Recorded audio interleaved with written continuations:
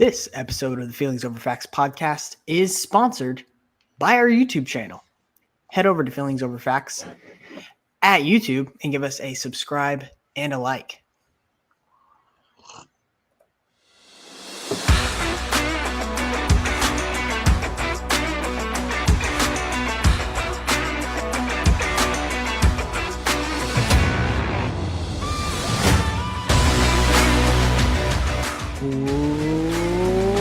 Welcome in to the Feelings Over Facts podcast.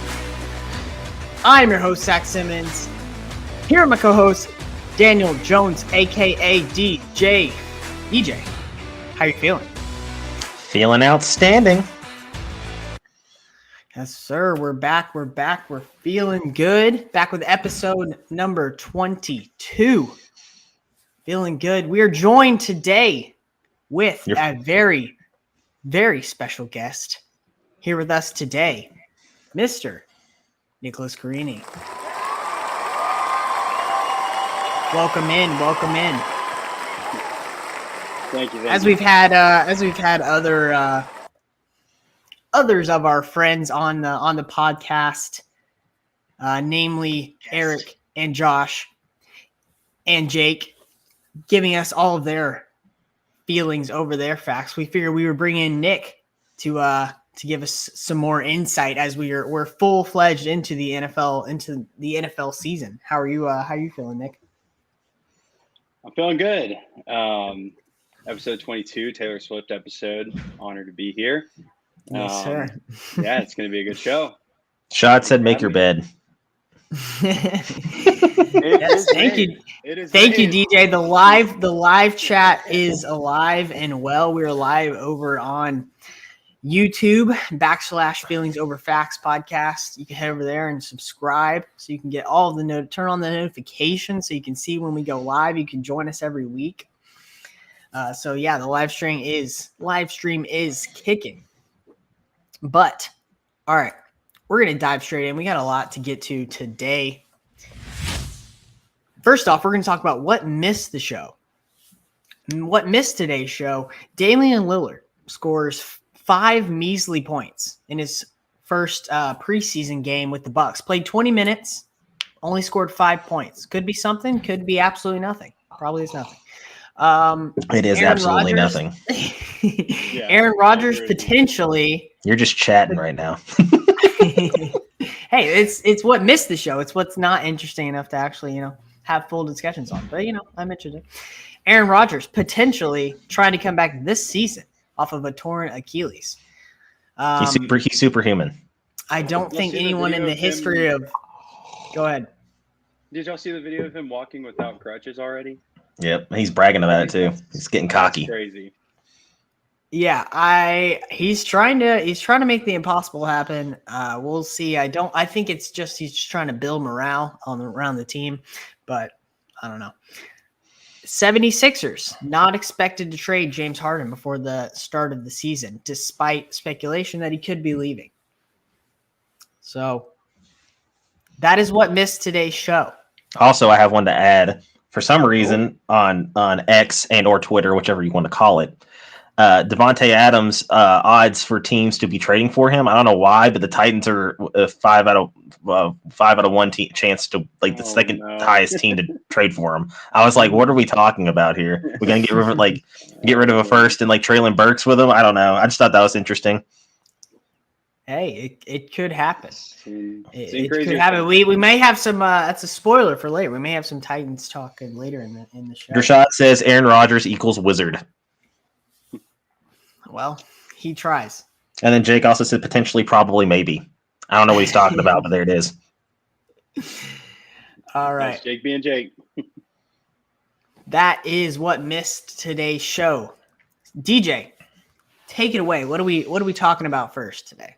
So today, in past shows, we have covered, teams that are contenders, teams in the NFL that we could see, hoisting the Lombardi Trophy up at the end of the year. But what I want to talk about now are pretenders, teams that suck, teams that aren't good, teams that have mightily fallen from what their expectations of the season are, And I will roll into our second topic after that, but we're not going to spoil just yet. So, as he is the guest, I'm going to let Nicholas Carini take over and take the floor. Take some talk some trash about some trash teams. Hey, you know I won't. I'll seize the opportunity to talk trash about some teams. All right. So before the show started, we seemed to talk, and our pretenders lists were a little different. So this is going to be a little fun. I have three teams. Differing definitions of pretenders. Yeah, different definitions too.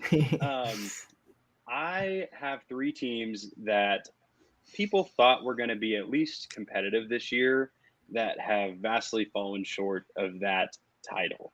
And my three teams are the Broncos, the Giants, and the Bears. So we'll start with the Broncos. Everyone thought with Sean Payton, and they gave up for some reason. They traded a first-round pick for this guy. People think coaches matter, and they absolutely do. But for some reason, that 1 year off of coaching, I guess, I don't know what's going on at the Broncos, but and Russell Wilson has kind of improved a little bit, but that Broncos team's struggling, and that division is still difficult, but they're struggling with every team right now. I believe they're 1-5. And so, yeah, they're not doing too hot right now. I wouldn't be surprised if they start selling. You've seen rumors about Jerry Jeudy already, potentially being traded. I wouldn't be surprised if more come out of the woodwork there. I guess we'll move on swiftly on to the Giants. You lock up Daniel Jones, you keep Saquon Barkley, you make the playoffs last year, I believe. They were at least really competitive. If they didn't, I think they were 9-7. Is that correct? Or 9-8? Yeah, something like that. They were pretty competitive last year, and everyone thought that retaining those guys and getting Sterling Shepard, which, by the way, where was Sterling Shepard as of recent? Wan'Dale Robinson with his development. Kayvon Thibodeau, they thought maybe we got some young pieces we can develop here. Kept their guys, and we have seen a offense that struggles mightily, and a defense that, I mean, it's still okay, but it's definitely not enough to keep them afloat. So that's my second team. And third, the Bears, which, if I remember correctly, one of you two said that the Bears were going to be second in this division. No? Who was that? Was it you, Zach? It was definitely me. And Justin Fields is a little bit of a roller coaster. He's had a few good games and definitely more so bad ones. But I mean, I still have a little bit of hope in the Bears. It's still somewhat early, as you could say, but and that division is definitely worse than like the AFC West out there with the Broncos. But the Bears have definitely struggled. They've had some injury bugs with. I mean, Justin Fields got hurt this week. Khalil Herbert's gone on IR. Frankly enough, Chase Claypool wasn't the guy that the top 3 receiver that he once said he was. And that Bears team is not as good as all the hype was building up to it. But I still like DJ Moore. I think Justin Fields is so young, obviously has room to develop. And I like Roschon Johnson. So that team is a pretender to me. But I think out of all the 3 teams, I think they have the chance to turn it around. Yeah. Yeah, I mean, we picked every team's finishing position in the division. So I guess, you win some, you lose some. I am currently taking the L on the Bears, it looks like. We brought the receipts to put you on. I was spot on with saying the Vikings were not going to be good this year. I picked them to finish last, which was not popular opinion. So, they kind of even out, Does really it? right about one team, really does. Wrong about another. Your math is completely off there. I don't think it equals. It does not. No. You're just right on one, and you've gotten lucky so far on the other. Hey, you win some, you lose some. Yeah, we'll see how it finishes out. On the Broncos, you were saying you it sounds like you're saying you think it's a lot of the coaching. Sean Payton seemed to have lost his touch after taking a year off. I think DJ would probably disagree with you and say Russell Wilson is just kind of washed at this point, as he says that, I feel like, every single week. Because he's trash. Russell Wilson is garbage. Look, he's not good, but he's improved from last year. Last year was like a dumpster fire. This year, he's at least okay. Like he went from a dumpster fire to smoking trash. It doesn't mean that anything's changed. Yeah. I just thought that Sean Payton was really going to turn that team around. And they still have good players too. Like, they're a talented roster if you look at it on paper. I'm not quite sure what's going on. They are Mile high. I mean, I think though, if you're looking at starting quarterbacks that could be benched first, the first starting quarterback to be benched, we could be looking at Russell Wilson potentially. So to say that they are pretenders, I think is very fair, at least in my opinion. Look no further to Tennessee to look at the first start. It's going to He's hurt. He's hurt. He is hurt. All right. DJ, do you want to go next or you want me to? I want you to go first for me. So I have a little bit of a different opinion on pretenders than Nick does. My definition of pretenders is teams that everyone thinks are really good and are contenders, but they're actually fake contenders. That is my definition of pretenders. That's what I ran with.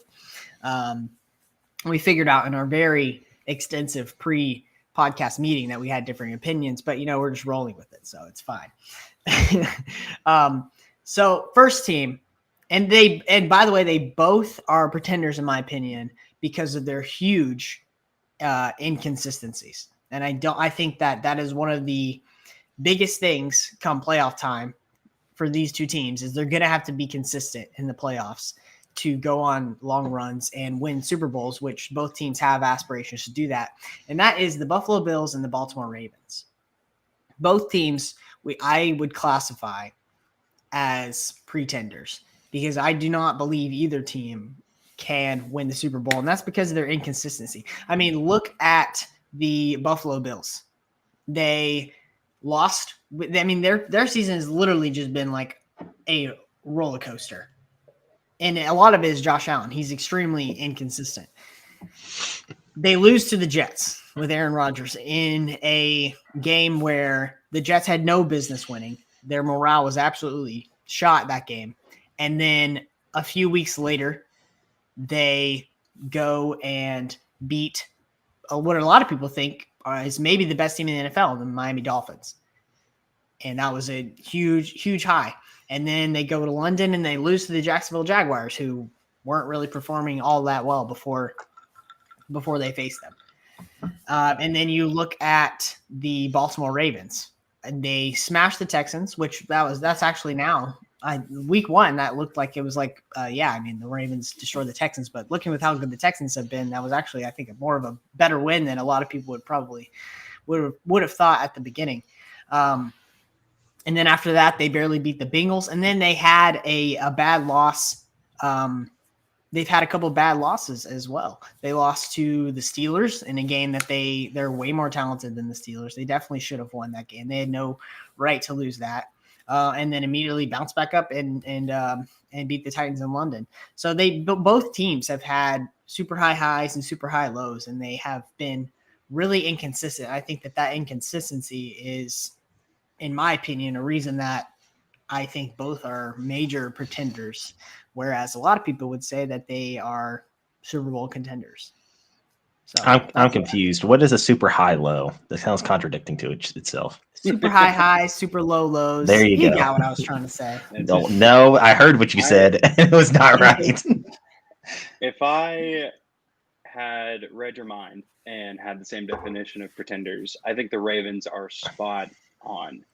Like, you got to think that all of their games besides that Texans game have been close. And it's definitely a skill of a team and a coaching staff and all that stuff to win close games. Being Titans fans, DJ, you know that. We've been through seasons of winning very close games. But the Ravens, you have something to say?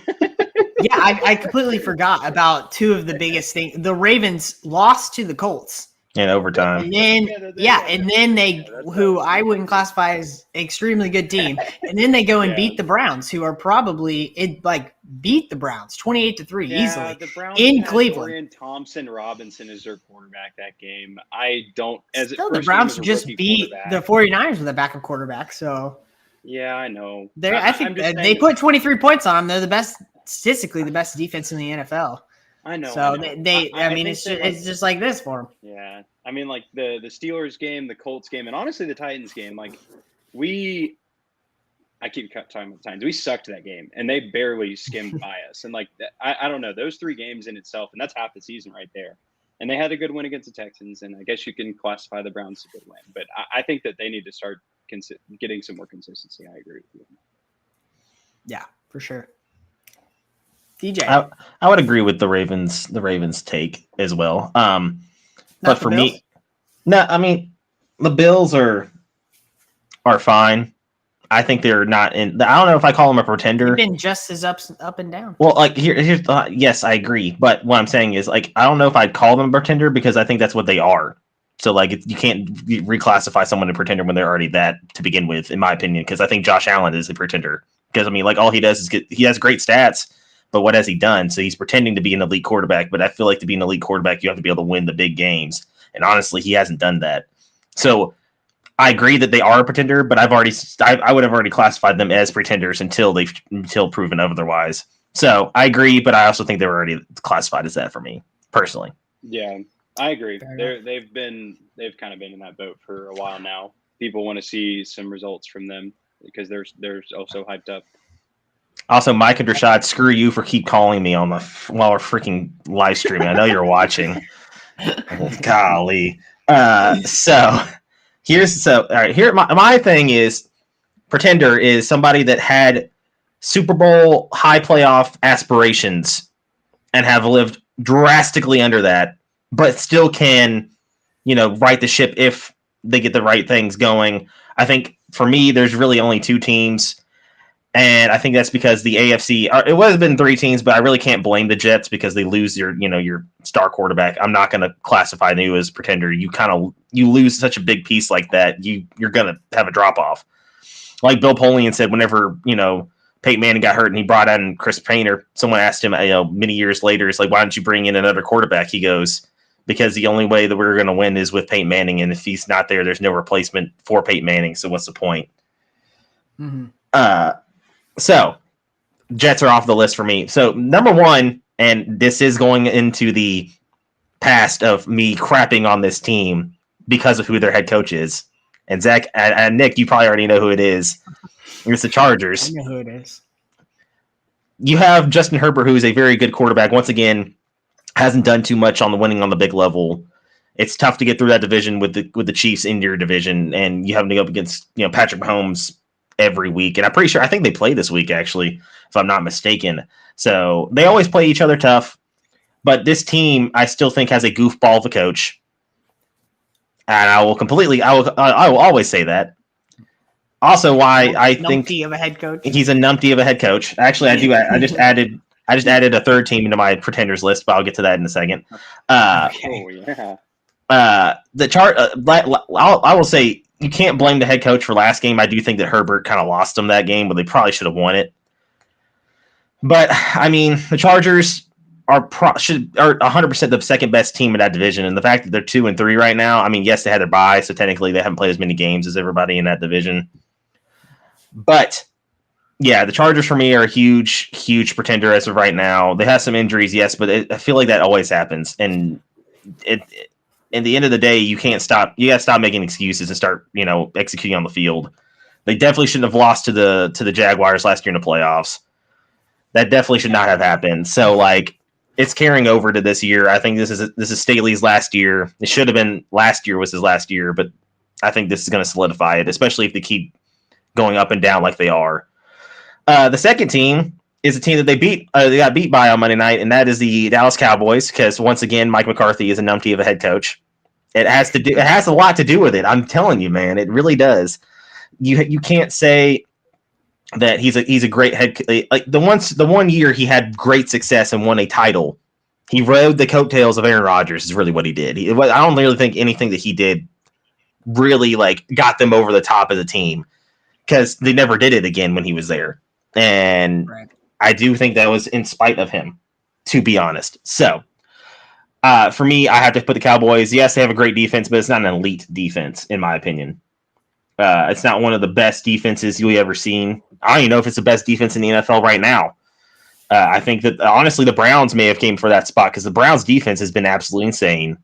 The Eagles' defense is really good. The Saints' defense is really good. I think that they're all in that big. There's a big group of elite defenses right now, but not elite, historically elite. And I think some people were thinking that whenever the first two games were over for the Cowboys. Personally, that's what I kind of got the vibe of. And then after that Cardinals game, it's just been, I don't know. The Cowboys haven't been the same, in my opinion.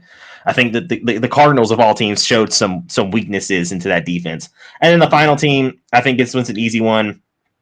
It has to do with your quarterback being hurt as well. But I thought that the team they had around them would actually be able to prevail, and that is the Cincinnati Bengals. I feel like that division is tough every year, no matter how good the teams are. They play each other tough. But the Bengals starting off as bad as they did, predictable, yes, because they're a slow start team, but they're showing some big signs of being just big old pretenders, in my opinion. Like, yes, I agree that the Ravens would be a pretender, but like they still may win that division because I don't know how good the Bengals can turn it around because of how Burrow's health is, and the Steelers have no offense, and then Cleveland, if Deshaun Watson doesn't play, I don't have any faith in their quarterback situation. Like PJ Walker, yes, they did just beat the Niners, but that was really their defense, not their offense. So those are my pretenders. Bengals have a bye week this week and then go to the 49ers. So we'll really see for sure in 2 weeks how that they play out. Because that's true. Game. True. Very true. All fair points. Mike says half the Cowboys' defense is hurt, so not fair. It's the NFL. Everybody's injuries happen. You have to. I'm just saying, like, everybody knows this is going to happen at some point to your team. It's just how can you overcome it and how's your depth. So, but that is a good point. But I still say that they're mentality. But also, let's just talk about, like, honestly, like, two of those quarterbacks are just absolutely just pretenders of superstar quarterbacks. Like Russ and Dak are just garbage. So, in my opinion, so that kind of has something to do with it for me. Sorry, as I get my camera to focus back up, a weird must-win game for the Chargers this week against the Chiefs. I mean, if they lose this game, like they're 2-4. They're 2-4. They'll most likely not have the tiebreaker against the Chiefs, and they'll be pretty much out of it. So I think that the Chiefs could already lock up the division in mid-October with a win over the Chargers this week, with how bad the Broncos and the Raiders have been. So it's a weird already mid-October must win for the Chargers. But it's tough going to Arrowhead. List, DJ. Definitely tough going to Arrowhead and having a must win. That's not an easy place to get a win. Never where you want to be.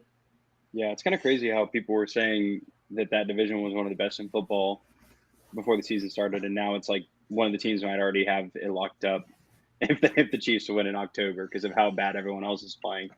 So, DJ, I have a question. I have a follow-up question.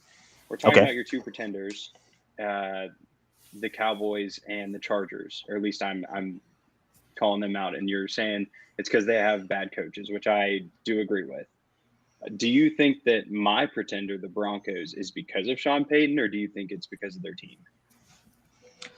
I think that there's still a stigma from last year where they thought that they're going to be so good that it's carried over, and Sean Payton hasn't been able to bring his guys and his way of NFL coaching life into the locker room and gotten, like, you had to have those guys that kind of buy in. I don't know if anybody on the Broncos has bought in. I mean, you're a 1-5 football team. Buying in is important. I mean, it's a culture thing. And Sean Payton can definitely get a culture going. We've seen it before. Look what he did in New Orleans. He was there for forever. I still think that that's the same thing. He just needs the time.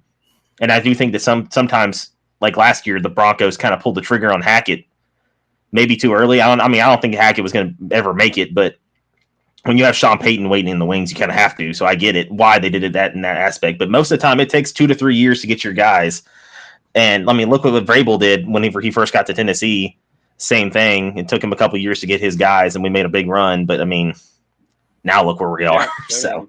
Totally, yeah. It does take time to get your guys to buy in. I totally get that. Yeah, I mean, and it's all about working with people. I mean, it took Ted Lasso 3 years to get his thing going, and then everybody bought in officially. So that's a TV show.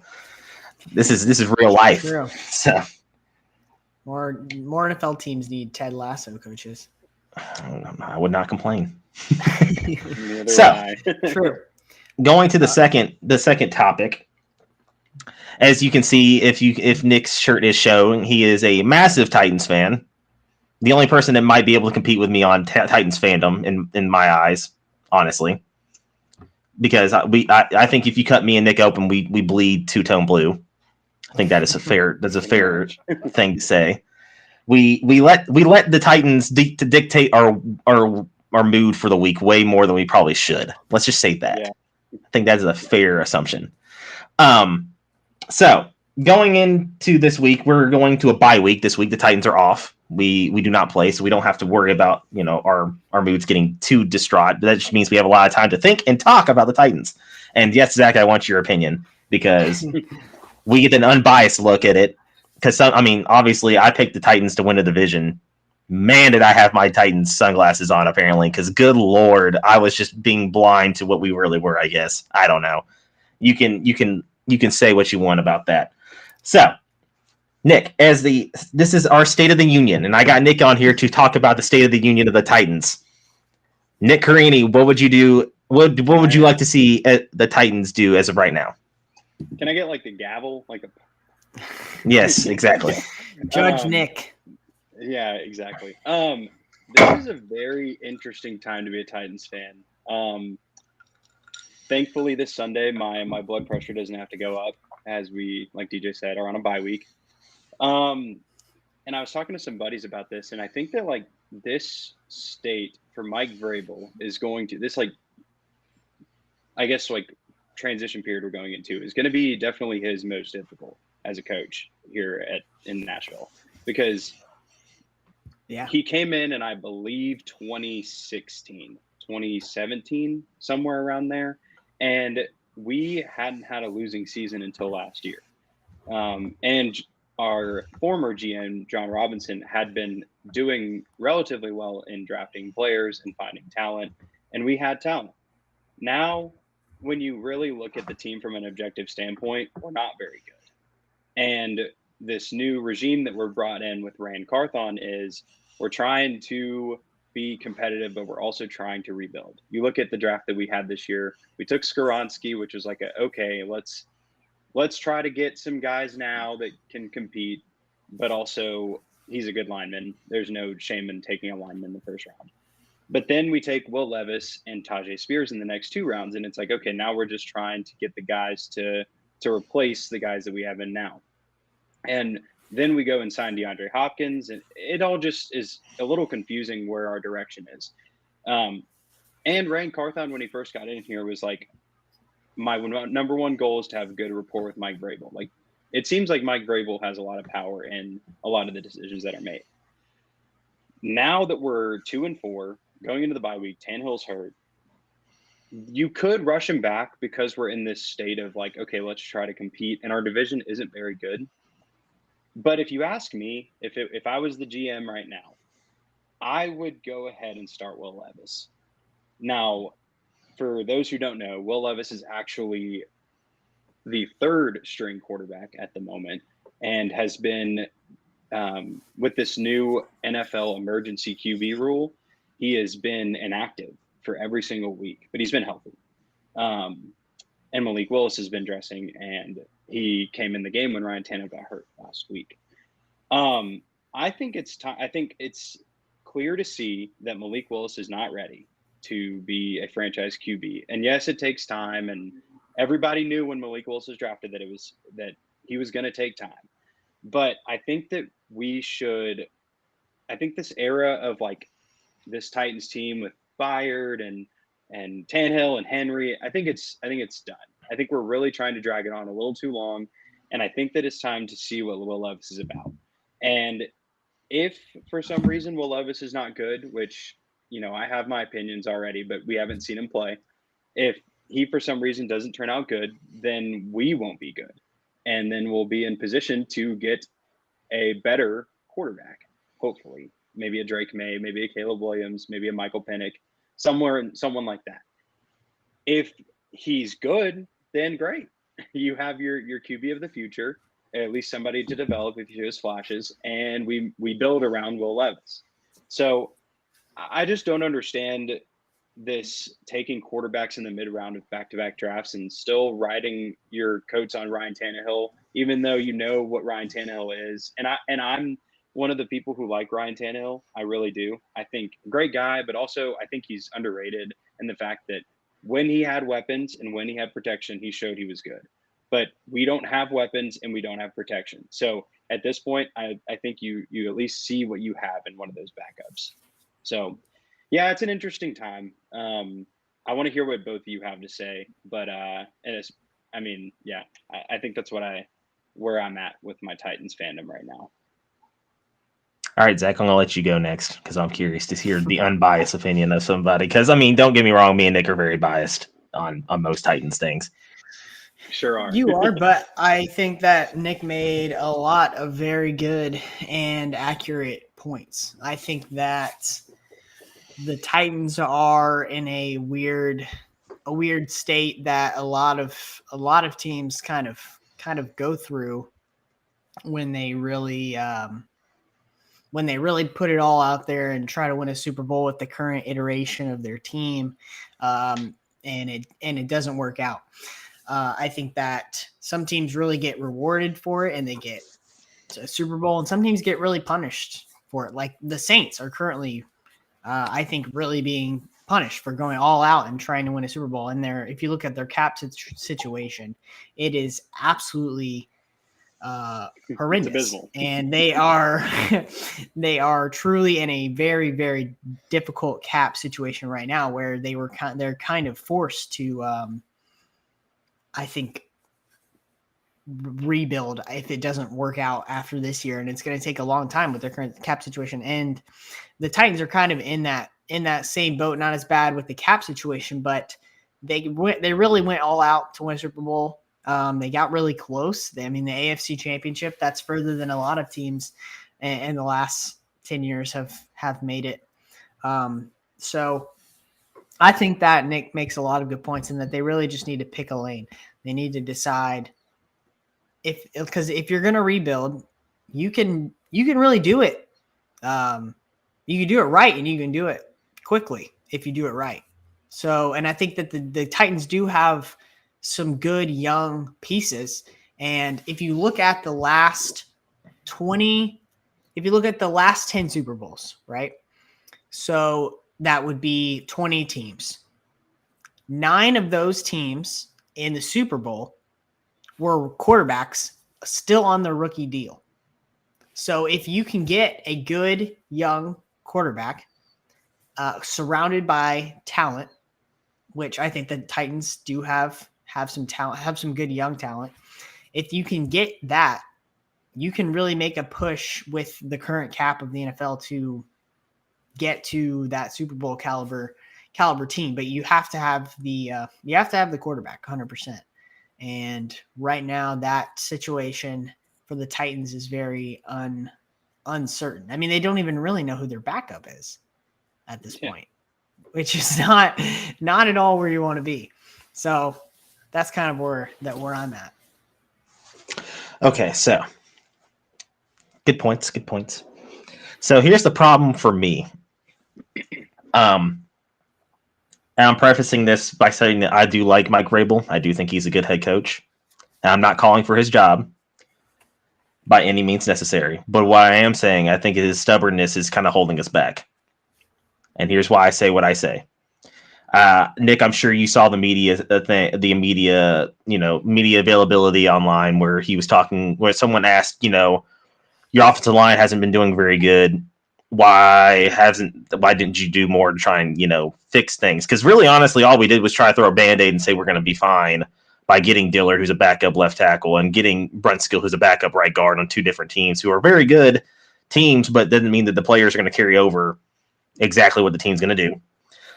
We did draft 1 offensive lineman, and then we drafted 2, but the other one has not sniffed the field in any capacity at all. Jalen Duncan, don't even remember if you remember him at all, and he didn't show off in any of the preseason games either. But in this NFL now, what kind of league is it? Can you answer? Asking both of you, what would you say this league is? It is a blank league. Passing. Thank you. It is a passing league. And what does Mike Vrabel come out and say? Oh, I don't think our pass block's been bad. Right? We have to stay away from drop back situations. That's contradicting yourself. You saying that, oh yeah, we're not bad at blocking, we just can't pass the ball. That's basically what he's saying. We can't drop back and pass the ball in the passing league. And what we can't be bad at blocking for it if we don't do it. What has our identity been since Vrabel has been here? Physical, run the football, control the pace. He can't say that we were doing that right now because we can't block anybody. No, and it doesn't matter who we throw out there at quarterback. No one's going to be able to do it. Play to their highest potential if we don't get people to block. And I feel like Vrabel's stubbornness and his arrogance sometimes towards the media is wearing down the Titans fan base. And I think that it's showing people that it kind of shows that he's looking down on you. Just because we're not in the building doesn't mean we don't see, like, hey, that guy can't block.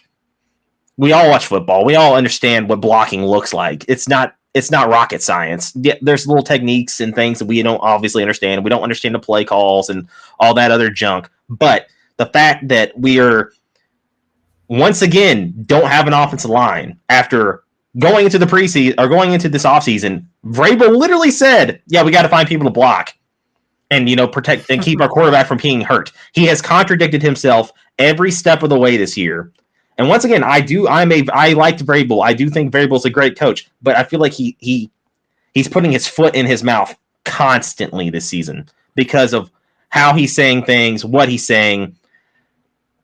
I get, like, I'm not saying I want him to come out there and be like, oh yeah, I agree, our O-line sucks, we need to do better. Like, you're never going to see a head coach do that because he's going to lose the locker room as soon as he does that. That's not what I'm saying. I'm just saying, like, the arrogance in the way he's looking at things and how he's saying things. It's just giving the wrong vibe, I think, to the whole fan base. It's making it to where you're saying they need to move on from Vrabel? I'm not saying we need to move on from Vrabel. I just think that he needs to acknowledge that he needs to do something different, because him saying, yeah, we need to coach better, play better, execute better. Yeah, that's all true, but, like, you got to do something different, because what is the definition of insanity, Zach Simmons?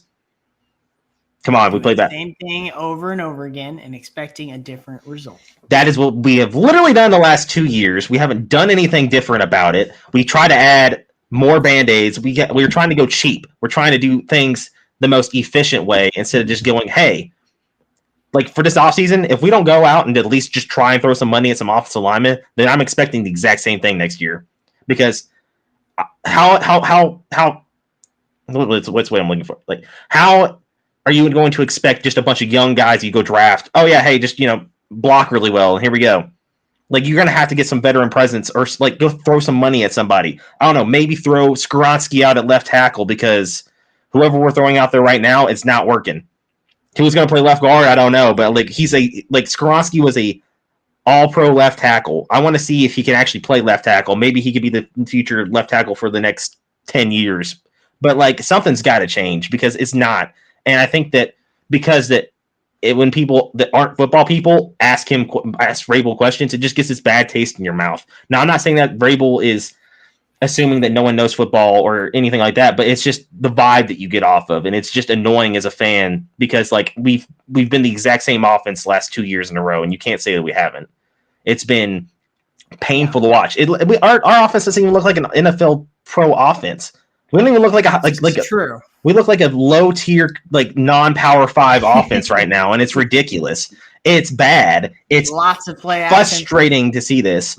Mike says Tanny's prime window is so small, it ended last season and will only go down from here. And I agree. And to play off of Nick's point, this is Tannehill's last year on his contract. If we re-sign him, 1, I don't know what the hell we were doing. 2, I'm in the boat of, you have to see what you have at some point this season. If Tannehill, I get it. Like, Vrabel already came out and said, if Tannehill's ready to go, he's our starting quarterback. I get it, because you're still trying to win. Vrabel's not here to do a rebuild. And I can respect that. Like, who wants to sit there and, struggle as a head coach? Nobody. I get it. Yeah. I don't want that as a fan base. But at the same time, you're going to eventually need to see what you have from Levis, because why else did you draft him? What was the point?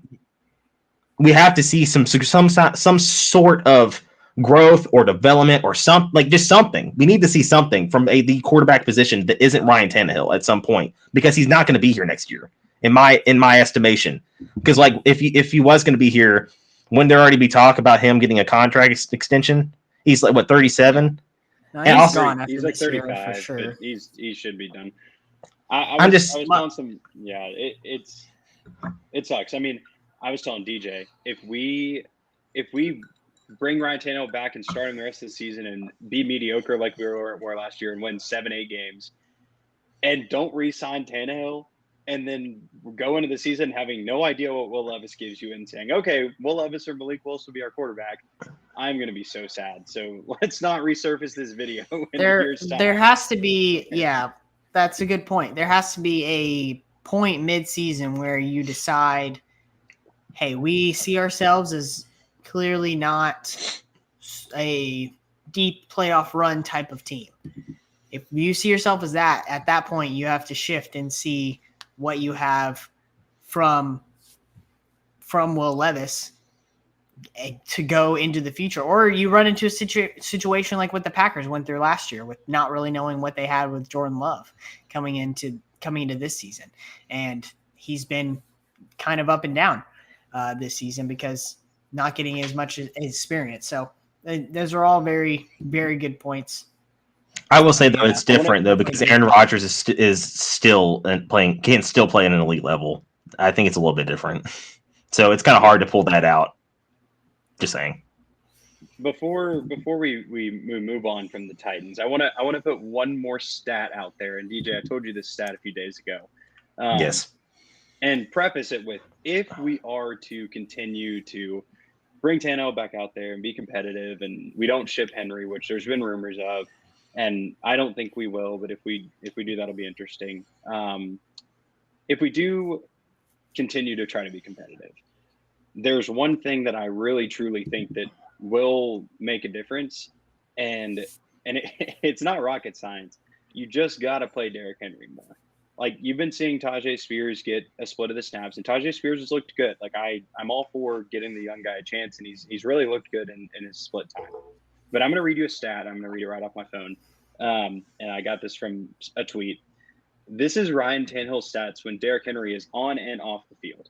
When Derrick Henry is on the field, Tannehill has a 67% completion percentage, 9 yards per attempt, 2 touchdowns and 1 pick, a 101 passer rating, 25 pressure percentage, and 3 sacks let up. Right? When he's not on the field, Ryan Tannehill has a 55% completion percentage, 5.5 yards per attempt, no touchdowns, 5 picks, a 47 passer rating, and 46 pressure percentage with 16 sacks taken. And so, like, whenever Henry's not on the field and Tajay Spears is on the field, normally we're passing the ball. So those ends are putting their coattails up, and they're really going after Ryan Tannehill. And like, that's totally like predictable. And that's how we come out. And Derrick Henry's been a better blocker over his career, and he's been a better receiver over his career. And so I don't understand why we don't, if we're going to be competitive, which I don't think we should go that route. But if we do, I don't understand why we don't play Derrick Henry more and get defenses off their, like, on their toes. We need them to be a little bit flustered as to if we're going to run or pass the ball. And with Tajay Spears, you really do know what we're coming out in. And so that's my one, like, thing. If we are going to be competitive, I think we just need to play Derrick Henry more. And he's what we build our offense around. I feel like that's not a hard thing to do. Absolutely. I did not know it was that drastic of a difference when he was out there really versus is. Not. That is pretty jarring. I feel like the Titans analytics department would be all over that. Yeah, but Vrabel's too. Hey, coach, throw in 22 in there more often. Vrabel's too stubborn sometimes, man. He's too stubborn. Also, I 100% think that Derrick Henry is our actual backup quarterback. He might be better than Will Levis right now. Who knows? He doesn't crap his pants whenever he gets in the game. So he's only missed. I would love to see him drop back there and throw some more passes. Yeah, he only missed Hopkins an inch. So yeah. All right, there's our Titans rant / segment / State of the Union for the Tennessee Titans at the current moment. All right, moving on to a new segment that I wanted to do, DJ. Highlight our most anticipated game of the weekend. This segment came in. There's people laughing outside of my apartment. Shot said fire Rabel, by the way. Yeah, he's right there with you. Or he wants him gone, unlike you. You said you didn't want him gone. I mean, if he's going to be too stubborn and keep holding us back, then yeah, it's going to have to go eventually. But he has too much power as of right now, like Nick was saying. So, yeah, that's true.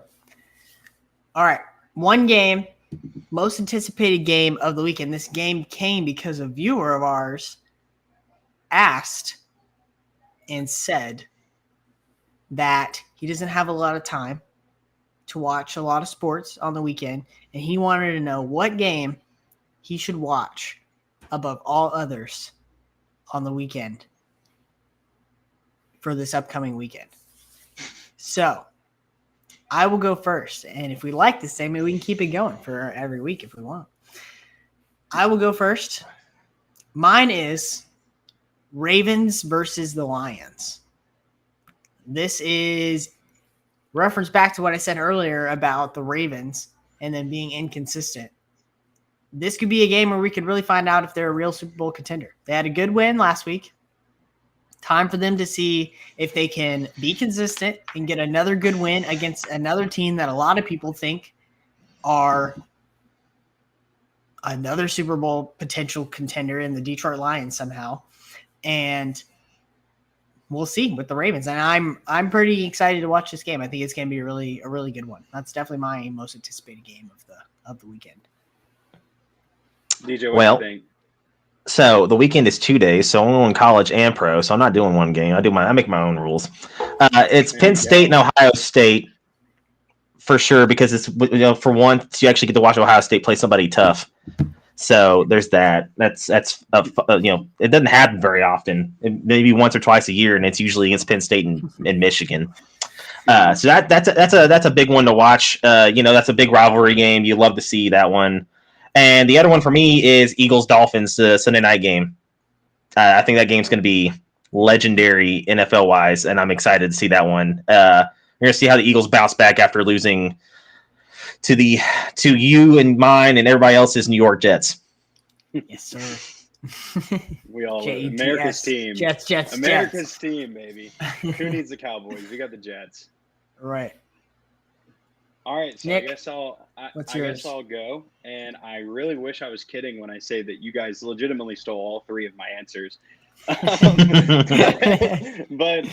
we're Should I let you go first? We're working on the fly here. It's okay. I think that when I'm looking through the schedule right here on my phone, I think that the most anticipatory game, other than the ones that y'all have mentioned, is the Chargers and the Chiefs. Now, when you look at this on paper, you see 2-3 team versus 5-1 team. Chiefs are going to blow them out of the water. I believe it is in Arrowhead. Yeah, It is in Arrowhead. So, why this game? Well, the Chargers, like you guys said, are a Super Bowl aspiration team, and they are a team that desperately needs a win. And really, the Chiefs are 5-1, but as we look at their record, and you look a little closely into their games, they've had some close games against teams that I don't think that should be in games with them. You got to think about that Jets game a few weeks back. I mean, they barely skimmed by the Jets without Aaron Rodgers. And I know the Jets, they beat the Vikings by 7 points, and the Vikings have not looked very good. And that's without Justin Jefferson. I think that the Chargers-Chiefs game could be a little closer than people anticipate, and the Chargers are really desperate for a win right now, and I think that could get them over the hump. I mean, I know that Staley's not the greatest coach, but I think that the sheer desperate need of a win could get them over the hump. Definitely a must-win game for them, and they always play the Chiefs close, I feel like, too. So, DJ, viewer who requested most anticipated game of the weekend segment. Andrew Highsmith. Oh, hey, there you go. Hi, Smitty. Holy crap! Yes, sir. All right, guy. Rapid fire. We're into our bets of the week section. I said we go one by one. One by one. Oh, okay. Yeah. So each of us go Alternate. one, and then yes, we're doing 3 like we always do. Alternate shot, baby. Yes. Wouldn't go good for me in golf. PGA Tour alternate shot.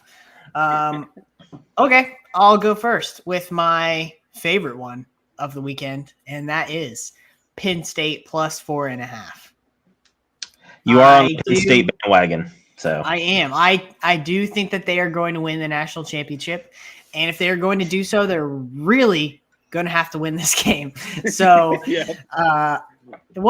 technically, they could lose this game, and then if they beat Michigan, and then one of those, and then Michigan would have one loss, and they would have a win over them. Technically, they could lose this game and still make it to the playoff because that conference is so good, and those 3 teams are so good on the same side of the conference, which I think is crazy. No, they would need Ohio State to have 2 losses then. Well, you can have both Penn State and Ohio State in the playoffs. It's not completely out of the picture. Yeah, Ohio State could go undefeated. Penn State could have 1 loss to Ohio State and beat Michigan. Wait, they can still make it like that, right? You mean Michigan beat Ohio State? No. Wait, no. So you're saying if Penn State loses to Ohio State, then Ohio State would need to lose 2 because even if they lost another one, they'd still hold the head-to-head matchup, regardless. If they're only on 1 loss, they're both 1-loss teams. Side, right? They're in the same side. Yeah. Yes, that's what I'm saying. So they wouldn't even. I'm saying if Ohio State goes undefeated and Penn State only loses once, they could still make it. They don't have a conference championship. I mean, maybe. Yes. There's a world. Okay. I thought you were talking about the conference champion. I was like, what are you talking about? No. I'm talking about the playoff. There's a world where that can happen. I mean, Penn State doesn't have a good schedule either. It gets a lot harder for them if they lose this game. And I do think that they are the best team in the country, and I think that they are going to be Ohio State. So I am certainly on Penn State plus 4.5. Penn State has a garbage schedule just like Ohio State and Michigan do, so it's not going to matter. That's why they never put 2 Big Ten teams in there. They play 2 of the top 5 teams in the country. So okay, that's all they play. And then the peanut gallery. Yeah. All right, Nick, you're up next. What you got? I'm up next. I stuck NFL, and I got Lions plus 3 over the Ravens. As this has been a Ravens-heavy episode, I'm in agreement with Zach in that they are pretenders. I saw them play my Titans very close, and that my Titans are not very good right now. And I think the Lions are really good. I think they're for real. And I don't know why the Ravens are favorites. I know it's in Baltimore, so that could play a factor. But and I guess the running back room in Detroit is kind of murky right now with Dave Montgomery getting hurt last week and Jahmyr Gibbs being hurt. And you just never know who's going to play back there. But I think that their defense is good. They still have a good passing game with Amon-Ra. Laporta is really broke out as a rookie this year. I think that they'll cover, and I think they'll win this game. Okay, so Mike asked a good question. So before I hit mine, Ohio State beats Penn State. Penn State beats Michigan. Michigan beats Ohio State. Who makes it? Basically, they all beat each other. Pause. Wait, what did you – wait, say it a little slower. Ohio State beats Penn State. So Ohio State beats Penn State on Saturday. Right. Then Penn State beats Michigan. Okay. Then Michigan beats Ohio State at the last game of the season. Who makes it to the playoff? I guess whoever wins the conference, I suppose. If they're all 1-loss teams. And what's the tiebreaker to make it to the conference championship? I think it's supposed to be conference record, but if they're all 1-loss teams, it's the same, isn't it? Yeah, maybe what's the tiebreaker after the conference record to who makes the championship? Because you would put in whoever wins the conference championship, I guess. Yes. Or is he asking who makes the conference championship? I think that's what he's asking. He just says who makes it. He didn't say specifically, but that's a good question. I wanted to bring it up. I don't know what the tiebreaker is after that. Maybe it's like point differential. I'm not sure. Are we talking prim? What are we talking about? Goal differentials. I have no idea. I don't either, but I'm just like, wait. Yeah, I'm not a huge college football guy. I know college football, but not as well as these two guys. But I'll say this: as much as Zach's on the Penn State wagon, I am on the Michigan wagon. Is it partially because my sister's boyfriend's a big Michigan fan? Yeah, maybe. But I think they're really good this year. I think that I don't think they're really good this year. I'm waiting for Drashad to say it because they steal signs in the comments. No, sorry, Shad, beat you to it. Can't say it now. There you go. DJ, let's hear your bet. Apparently, wait, Shot said tiebreaker is the other opponent's played. Sorry, I'm just reading that. Ironically, I have the exact same as Nick. I have the Lions +3 against the Ravens. I like that one a lot. Dude, I that was one of mine too. I was like, what? When I was looking, Lions +3. We're all three on it. What could go wrong? That means that literally what can go wrong? Ravens money line. If you're listening to this right now, you should be on DraftKings hammering Ravens money line. That's what that means. But no sponsors.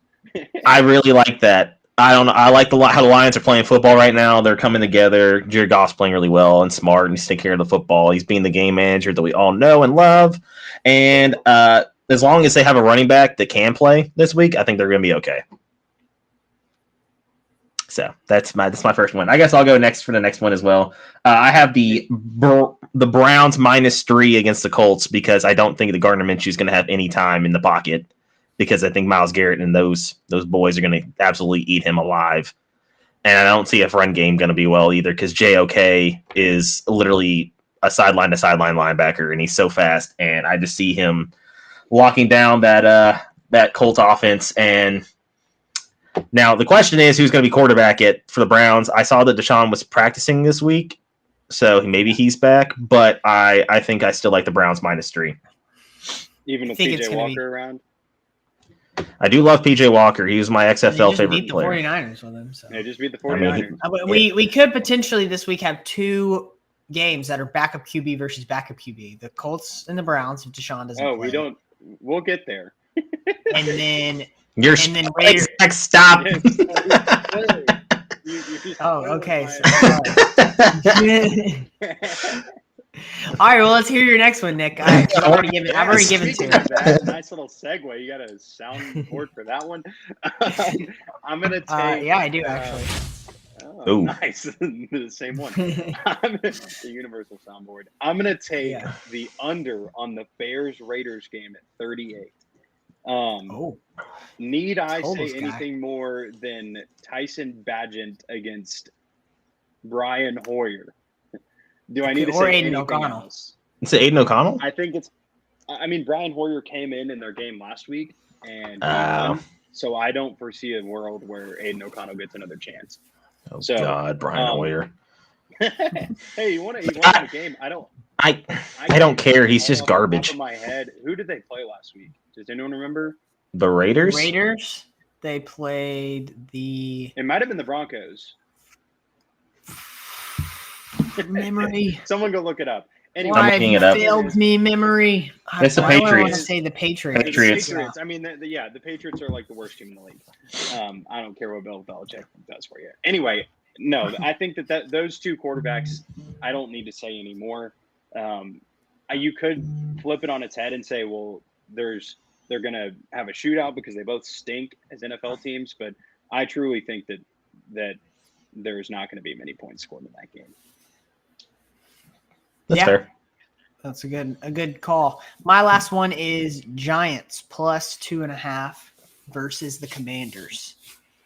I think that this is a team that is another very desperate team that is teetering on. If they don't win this game, they probably are tossing in the towel.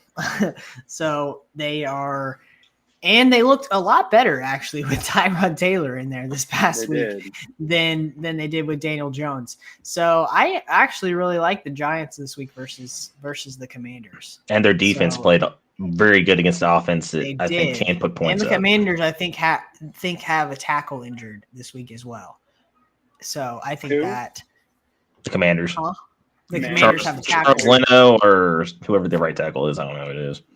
Yeah. It's not I think he's out anymore. And that is on Thibodeau's side, and I think that he could have a field day. Morgan Moses in Baltimore. Yeah. So I've got Giants +2.5 as my last one. DJ, did you have another one? I feel like did I overshoot the moon here and I have one more than you guys? No, I have one more.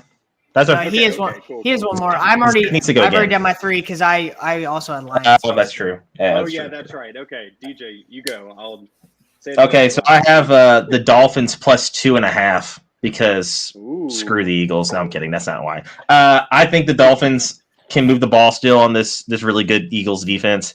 I expect a very good Sunday night game. This might be the best Sunday night game this year. Unfortunately, I won't be able to watch it live. Thought the 49ers Cowboys game was going to be a good one, but that didn't turn out. Yeah. So, but this game is going to be a good game. It's going to be a big one, and if you're a fan of just football and you don't have a team in this fight, I think it's just going to be fun to put your feet up and watch it. So I have the even if they don't win, I still think that the Dolphins could cover 2.5, which meaning it could go down to like a 1-point game, like game winning field goal at the end. Yeah. Yeah, 2.5 points. Is it 2.5? 2.5 points isn't a lot. It's really. It's not. Like it's almost like a toss up. My last one, save the best for last. And if you have a sportsbook, go ahead and start downloading it and logging in. Or if you don't have a sportsbook, go ahead and download it to get your free money. I like Olave over receptions tonight at 4.5. Nick coming in there with the props for game starting in an hour. I'm going for instead of a line. Better be in the live chat for this one. Yeah, I know you better be live. I like Olave over receptions at 4.5. If you're too late, sorry, you missed out on your free money. I don't know. I think that with that Saints offense, I think that Olave is really the guy. I mean, he's getting a ton of targets. Michael Thomas is good, but I don't think he takes too many targets away from Olave this season. And is it Javonte Williams? What's the Williams? Jamal. With Jamal Williams coming back tonight, he's going to take some snaps away from Kamara, which might take some targets away from Kamara. So I don't know. I like Olave's receptions at 4.5. I don't think that's too many for him. Fair enough. Shot agrees, says good pick, Nicholas, but he also said Eagles by 30. So this man's everywhere. So I don't really want to listen to him. So yeah. All right. There is our bets of the week, aka the most profitable segment in all of sports. All right. We are sports experts. There you go. On to our feelings of the week before we go. DJ. Yes. What's your feeling of the week? So I just want to talk about how much I don't like the Phillies.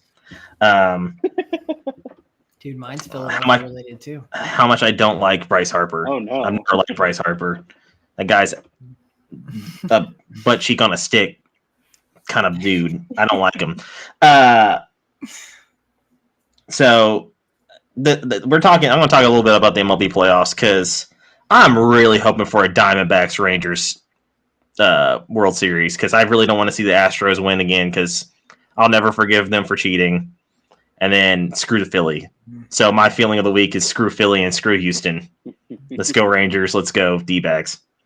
The way that he stared back at Orlando Arcia not once but twice after hitting 2 home runs in game, I think it was 4.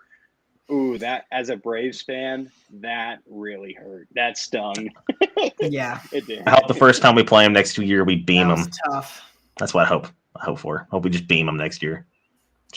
First throw, we see him. We're above that. No, we're not. We're petty. Come on now. Sports fans are petty. Jashad said, Zach, I love that you don't have the stash anymore. That's my feeling of the week. Don't worry, Jashad. It'll be not just no. You have a stash. What are you talking about? He don't have just the stash. Read. Yeah, that's what he's saying. Just the stash. Yeah, just the stash. You said you don't have a mustache anymore. I was like, don't worry. Just the stash will be back, Jashad. Oh God. Never you fear. All right, Nick. Actually, I'll go because mine's Philadelphia related as well. Yep. My feeling of the week is the NFL is never going to ban the tush push if other teams don't get better at it. Because other teams keep trying to do it and they keep failing. So they can't say like this is an unfair play because the Eagles are just doing it better than other teams. I mean, I hate it. I don't like the Eagles, but they're just doing it better than everyone else. So they're never going to be – the NFL's never going to ban the play if other teams don't get better at it. This feels targeted at Shad.